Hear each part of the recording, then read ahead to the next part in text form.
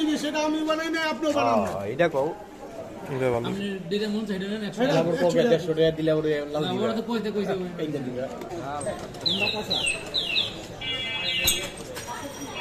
বস না দেব না। আমি মতন ফেরাতে হবে।